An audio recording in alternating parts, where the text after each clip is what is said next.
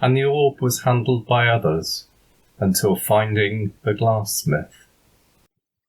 Another bloody commission, one more scene to celebrate, a vainglorious battle in another pointless war.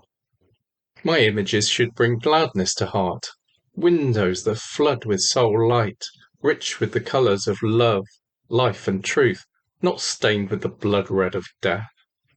He who stakes out this land about lords it over us all, and maims those who dare to think or try to take for their own.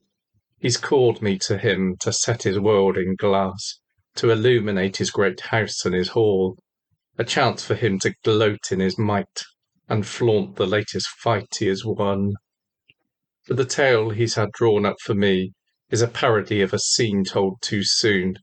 Each blood trace that's sketched could be my surely dead brothers, their forms ever etched in my heart.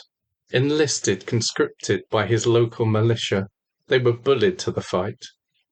These two were never soldiers, not even as boys fighting with sticks.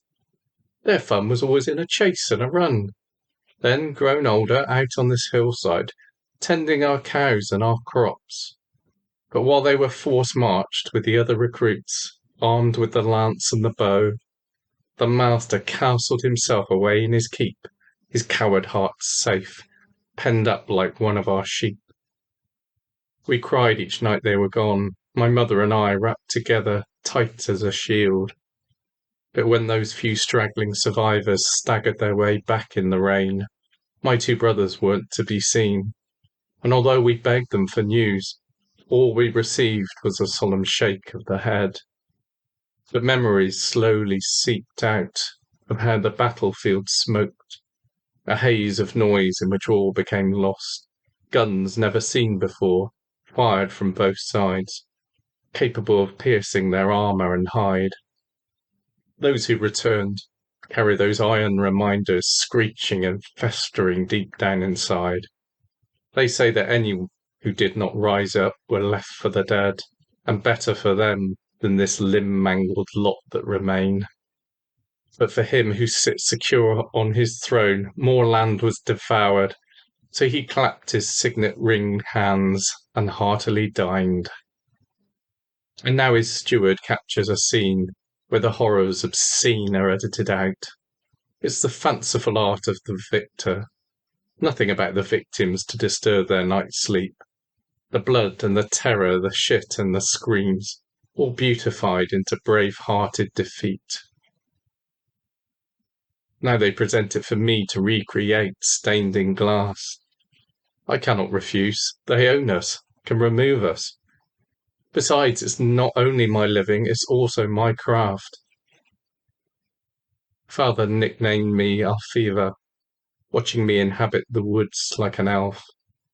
Skipping in my brown silken dress, I must have inherited his colour lust, even before I knew about the stained glass that he made.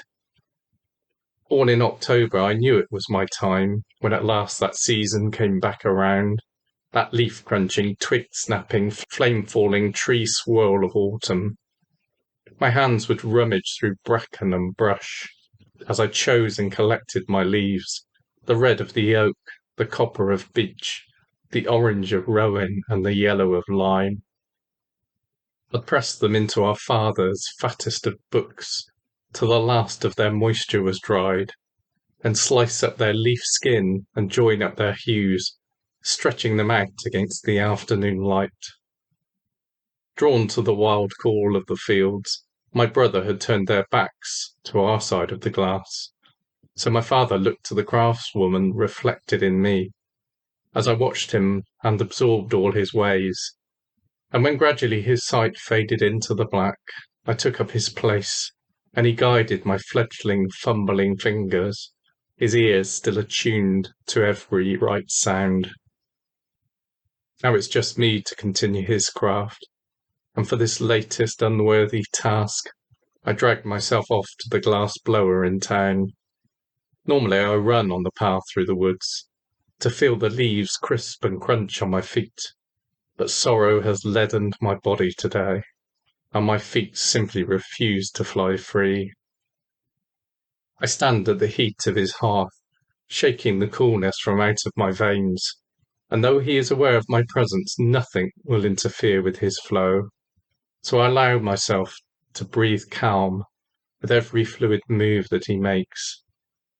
He wraps his blowpipe around the viscous mass that once consisted of coarse sand and ash, melted with copper, iron, cobalt, or gold, depending on the colour that he sought to behold.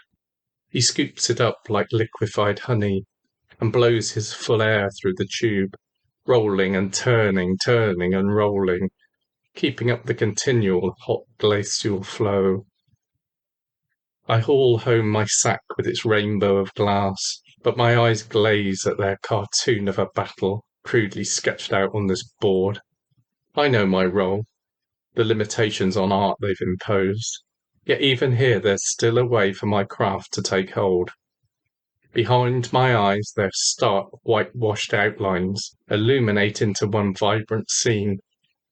I see grey for my mourning, red for my hate, violet for their suffering and green for rebirth, yellow for the deceit that brought them to death, and gold to remember their pure innocence. One flash and the finished window is stained on my vision.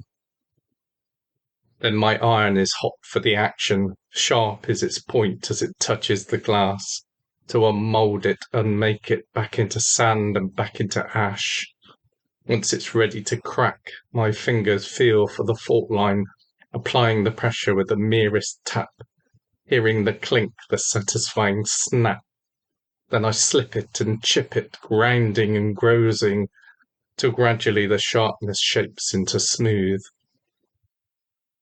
I mix up the oxides, the copper and iron, stirring in with the crushed glass and wine. Then dip in my brushes to firm in the outlines, stippling the texture and matting the shade, then firing up the kiln heat to make it all bind.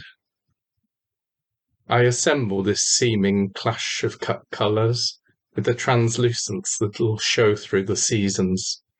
A reckless random mass of smashed glass, full of odd curvings and flowings, yet once wound together with snakes of dull lead, I know the mosaic will start to take shape. The beaming sun pattern I leave until last. Its rays cast mockery on this cold battleground. The sky should be dripping with soldiers' red blood, not lightened with the gleam of a bright summer's day. But I stare, eyes fixed. This panel has miraculously melted, back to the form of a molten gold globe. There it pulses, its glow sustained, an embryonic fallen sun.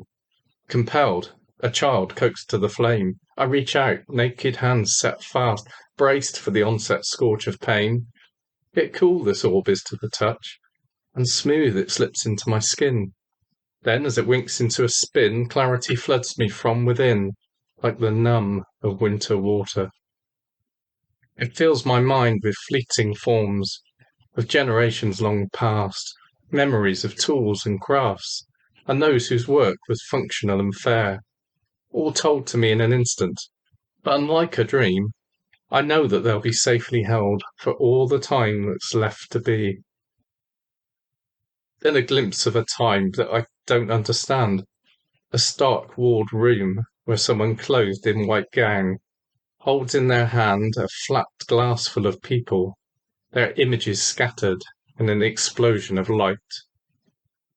I clasp close the orb and instinctively reach once more to the brush. In a blur, two handsome figures are formed, rising up out of this field of death. When my hand stops, I realize it's my brothers, making their way to the master's stronghold. I bring forth a blessing, cry out a curse. May you live ever onwards, released from the fight, making your abode in his stately home, and delight in haunting every meal, every guest, while the master be told of the lives he has cost, with every glance that he makes to these panels of glass, until finally his mind can bear it no more, and terror takes his evil warped soul.